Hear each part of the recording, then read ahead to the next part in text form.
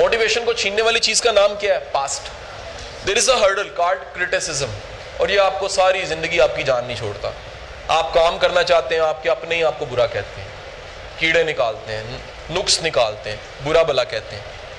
تاریخ بتاتی ہے کہ تاریخ میں آزادی سے 14 اگست 1947 سے 90 سال پہلے ایک ایسا واقعہ تھا, اگر وہ نہ ہوتا تو شاید پاکستان نہ بنتا, اور وہ واقعہ جو ان سے ہے وہ علی گڑھ کا بننا ہے. سر سید جو ان سے ہیں, لاکھ کرٹیسائز کر لیں ان کو, لیکن ہمیں ایک بات ماننی پڑے گی کہ سر سید تاریخ کا وہ نام ہے جس کا یہ ویژن تھا کہ علم والے کا مقابلہ علم والے سے کیا جا سکتا ہے. آپ مدرسے کے مولوی کو انگریز سے نہیں لڑا سکتے, علمی طور پہ نہیں لڑا سکتے. آپ کو وہ درسگاہ بنانی پڑے گی جہاں کے پڑھے ہوئے کل کلام کو کیا کریں, لیڈ کریں تو آزادی ملے گی, نہیں تو آزادی. اس زمانے میں شدید criticism. He was a modern ملا ایٹ دیٹ ٹائم. ملا بڑا اگینسٹ تھا. ونس واز گوئنگ, ان دنوں کی بات ہے جن دنوں میں آپ چندہ اکٹھا کر رہے تھے.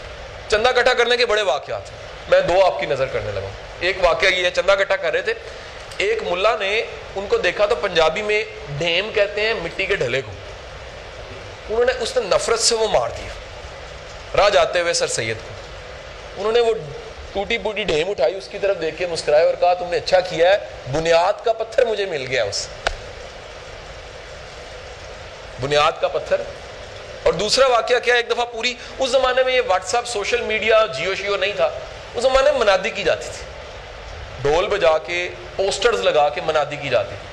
تو انہوں نے پورے کے پورے ڈسٹرکٹ میں پوسٹرز لگوا دیے کہ جو سب سے اچھی گائکا ناچنے والی ہے اس کا ہم نے ایک ایونٹ ارینج کیا.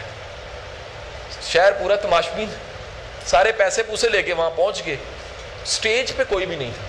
یہ سچا واقعہ. اور تھوڑی دیر کے بعد سر سید گھنگرو پہن کے آ گئے. انہوں نے کہا خدا کے بندو, میں نے اس لیے کیا ہے کہ تم پیسے اگر اس پہ لگا دو گے, اس اسکول اور کالج پہ, تمہاری نسلیں سنور جائیں گی, لیکن تم تماش بینی کرو گے تو نسلیں تمہاری تباہ ہو جائیں گی. اور کئی لوگ رونے لگ پڑے کہ اس بندے کا کتنا ظرف اور حوصلہ ہے. He was a teacher at that. کس لیول کا استاد ہے کہ اس نے اپنی عزت کو بھی گوا دیا. اس نے کہا خیر ہے کہ گھنگرو پہننے مجھے گوارا ہے, لیکن تمہاری نسلیں برباد ہوگی یہ مجھے گوارا نہیں. اور آپ سب کو زیادہ شکریہ ادا کرنا چاہیے سر سید کا. آپ کی اطلاع کے لیے, اگر سر سید نہ ہوتا آج ہمارے ملک میں ایک بھی فیمیل تعلیم یافتہ نہ ہوتی. یہ اس بندے کی مہربانی تھی جس نے کہا تھا کہ عورت کو بھی تعلیم اسکول کالج جانا چاہیے. اس سے پہلے کنسپٹ ہی نہیں تھا. پیک تعلیم کے آدھی قرآن پاک پڑھ لیا بغیر ترجمے کے, کچھ نہیں پتا, کچھ نہیں آتا, آپ تعلیم یافتہ.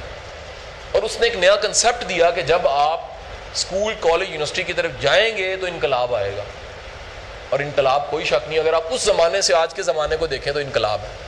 یہ ویژن ہوتا ہے کہ دوسرے پتھر پھینک رہے ہیں اور آپ اس سے کیا بنا رہے ہیں, بنیاد بنا.